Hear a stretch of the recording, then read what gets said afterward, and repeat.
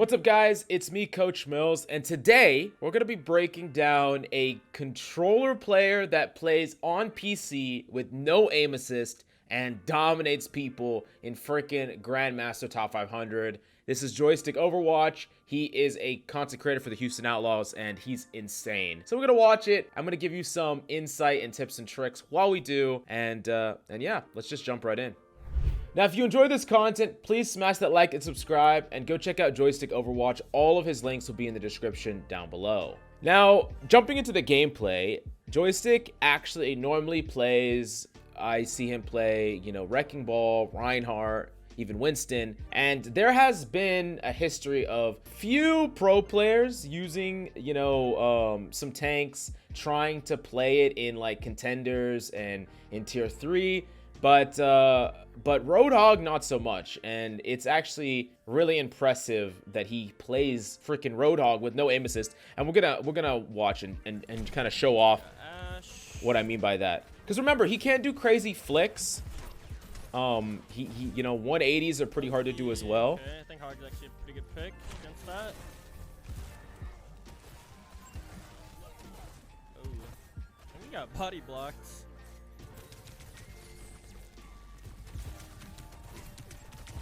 So I want you to kind of take note. This is something that I see just in general, like a lot of hogs do.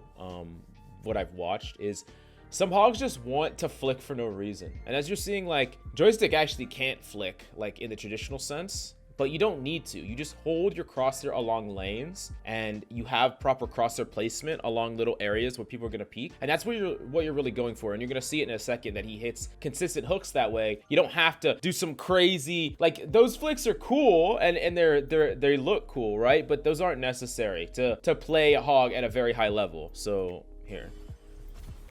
So right now he's just pushing pressure on the cart. He's pushing the cart, looking for opportunities to get picks. Now he's going to leave the cart for a second. Monkey's going to contest, so he's going to go right back. Ooh, let's go. Yeah, I mean, that guy just got bodied. I don't know. I don't really know what that monkey was doing, to be honest, but,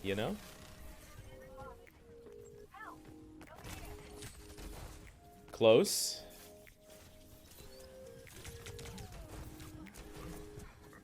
And this is another point that I kind of want to make. Oh, nice hook. Okay, we'll talk about that hook in a second.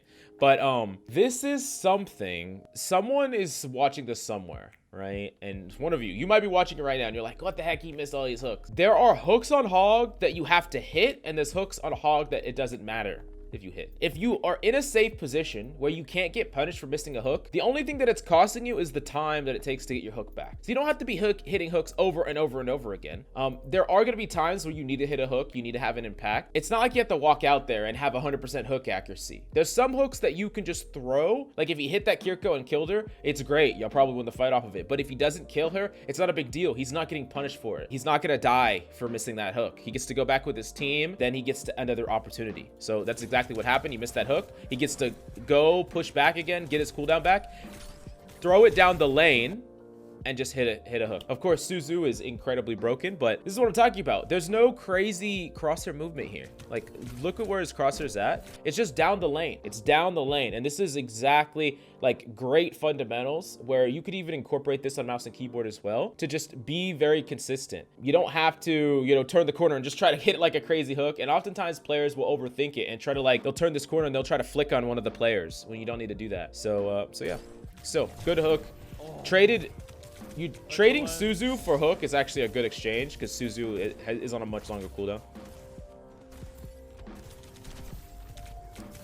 Okay, this is another thing that I kind of want to, I know I'm kind of interjecting a lot here. It seems obvious, but notice how Joystick keeps breaking the bubbles, right? He did it earlier and he did it now. I feel like players in the majority of ranks super underestimate how strong a bubble is. Like, a bubble is one of the most powerful abilities in the entire game because every single person around it gets some type of value. I mean, if you've had to fight a team with a bubble and they get to use the bubble, it's hard to hit your abilities on them. It's hard to burst them down. It's easier for them to stay alive. So as a hog player, as a lot of characters, pretty much like a ton of characters should do this. When a bubble comes up, don't let it just sit there. Don't let that bubble exist. Break the bubble, get the bubble off the field. It's a long cooldown. Don't just let it get value the entire time it's up. So yeah, I just like that he's doing that.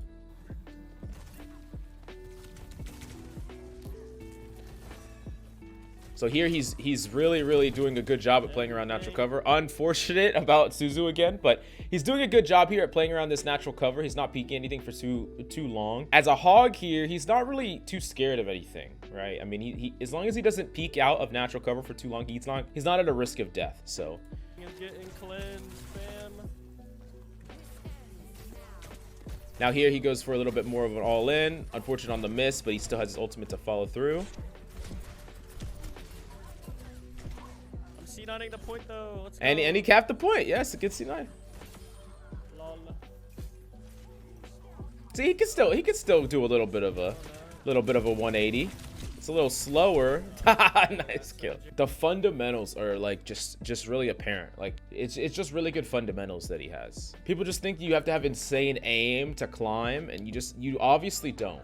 I mean, I'm not saying that he doesn't have great aim for being on a controller, but I'm sure that even Joystick himself would admit that if you compared his aim to like a Grandmaster, you know, support main, hit scan main, even another, you know, Zarya main, right? He would say his aim's a lot worse than them, but he still competes with them. And in a lot of cases, he still beats them. It's because of really smart play. It's really good fundamentals. This stuff matters. And I feel like a lot of players try to overemphasize their mechanics, and it doesn't get them anywhere if they only focus on your mechanics. I want to see a hook 1.0 here, straight through the ground.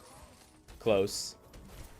So yeah, for whatever reason, I tried to back out like this is a VOD. Like I could go look at the high ground. I can't do that shit. Okay. Oh, for whatever reason, I feel like it's a change from Overwatch 1 to Overwatch 2, because for a while Overwatch 1 had like you could hook people through like walls and nothing would ever break. And then towards the end of Overwatch 1, it felt like every hook would break. If the hook was ever crossing anything, like any obstruction between you and your target, it would break, right? But now it feels like we're almost partially back to how it was in Overwatch 1, where you can often hook people straight through the floors. Like you can literally hook people through the floors right now, which is definitely a little frustrating to go up against, but it's something you could abuse, you know, just barely, you know, try to hook right above the lip. And oftentimes your hook will literally be through the floor. It'll still pull people down.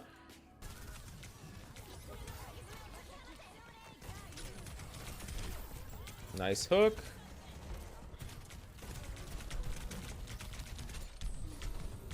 Ooh. Jesus Christ. Still alive.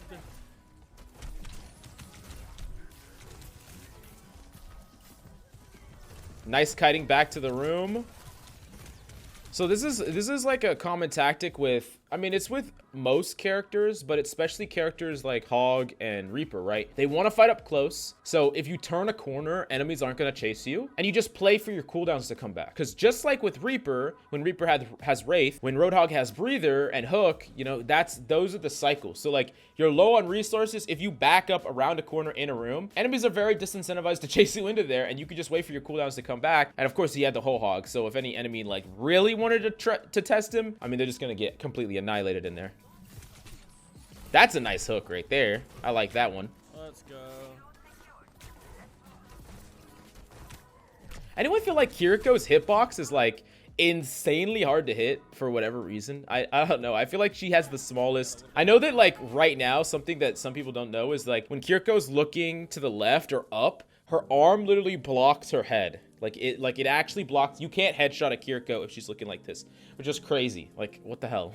Like, why is that a thing? They need to probably increase the size of her hitbox a little bit. She's one of the most important characters to be able to hit reliably, because you get so punished for missing slightly on her. So punished for making any mistake. Like, never before have we seen a character, not to this extent. Like, let's say there's someone that is staggering and you're like, oh, I'm gonna go push up and kill this person that's alone, and like you're about to kill them, and then, you know, Kiriko flies in, or you're about to kill a Kiriko. Right before you kill her, she cleanses herself, she ults her teammate. I mean, there's just a million things. She teleports away. Yeah, I feel maybe I'm biased. I play a lot of Kiriko myself. Like I like playing Kiriko, but I feel like her hitbox is a little too small. I'm getting off topic. Okay, we're watching Joystick here. Sheesh. I'm a hero. That's a nice. Oh, yes. Does he live? He lives. Good shit. Those are the plays right there.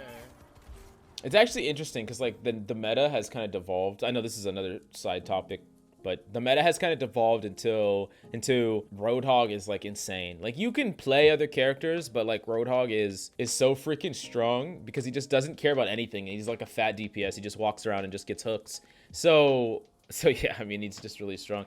If you haven't been grinding Roadhog as a tank player, it's the easiest way right now. If you want to climb, if you're in the lower ranks, locking Roadhog and popping off is one of the easiest ways to climb right now. If you duo with a Kiriko. Oh. Okay, see that time it didn't pull. That's a very weird one because normally it would pull there. That was a really nice hook. But see, like, look, watch. I want to show you. Look at his crosshair placement here because this is important.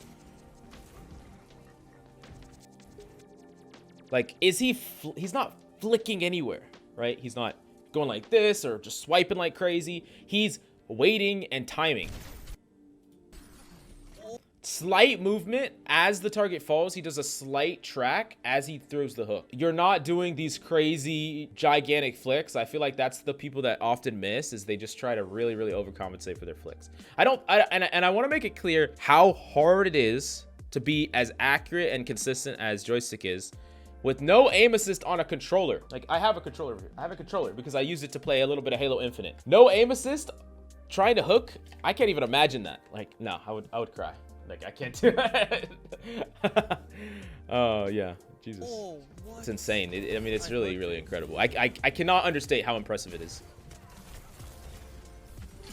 Oh. What? Dude. Okay, dude. All right. Jesus Christ. Hog is my guy. Nah, he's nuts. He's fucking nuts. Nice hook. So this is just good Roadhog fundamentals for those of you who don't know, where you hook and then you drag to the left or the right to bring them further. You can do the same thing to like hook people off the map, but it's also just a great tactic to like in this situation, right? He's facing the enemy, but his team is to the left of him. So he hooks, drags them to the left, and then the hook target is right in front of his team. So that's like kind of exactly, you know, like what you can do generally. And it's not hard to do. It's just after the hook already connects, you just move it. Now, you don't do this hook when you're trying to one-tap someone, right? Because the one-tap, you hook, walk like a little bit forward as you shoot in melee. Like, that's what you want to do to a squishy. But when it's something big like this that you're not going to be able to one-tap, whether it's another hog, another tank, something like Bastion, you hook and you move to the left. So that's basically what he's doing here. And then see, like, he basically moves it in front, and then they get to help focus it. They nade it instead. It's good shit. Oh, I fucked up. Oh no, the good old body block. The good old body, the Roadhog body block. Ana and Kiriko is in a weird situation right now where like Kiriko can basically like neutralize a lot of what Ana can do. Now if an Ana can hit both of her nades, both her nade and her sleep, and make them both impactful, it can overload Suzu. But the problem with that is you're using, for one, it's very hard to hit like consistent impactful sleeps, and then also consistent impactful nades, and any margin for error means that you're not doing a ton. That's the first thing. The second thing is that Lucio is just insane. Like Kiriko, we talked about Kiriko and Roadhog being so good together. You add a Lucio into that mix, and like he said, Roadhog can do whatever he wants because he can. And especially when both teams are playing Roadhog and Kiriko and Lucio, like the Roadhogs are kind of just running around, just one-tapping people and getting bailed out with Suzu. And it's like, who can bait out more abilities from each other? Who can bait out Suzu? Can you hit hooks that will bait out these abilities so that you can re-engage? And then it becomes a lot more strategic after that. But yeah, definitely interesting in the meta right now. Nice hook. See, once again, exactly what we were talking about earlier. Once again, just, grabbing him and throwing him back to his team. His team nades him. Good stuff. Oh my god, dude. All right, nice hook. I noticed that he looks up a lot when he hooks. It's definitely interesting. I mean, it doesn't hurt anything, but it's interesting. Nice kill. My god. There's that Ana, dude. What the?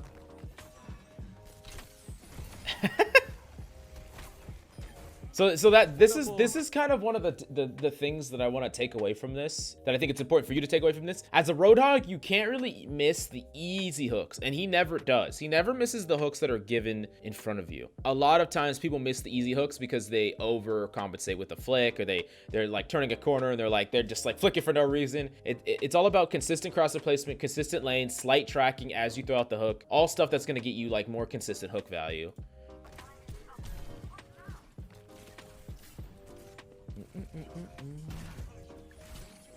Nice. He's gonna probably just farm his whole hog here and just get everyone off the point, most likely. Nice. Yeah, exactly that. Yes, we're doing it. The fight's over. Let's go. Good shit. No, honestly, like, yeah, like, he looked at the stats for a second. I'm curious because he just like completely fried. Let's go. Let's look. Yeah, 21 and 4. Good. I mean, yeah, I mean, it's just super impressive. Everything that he did, he does this not on console, not with aim assist on PC because you can't do that. Except now you can do it in like casual and arcade and things like that. But for competitive, no.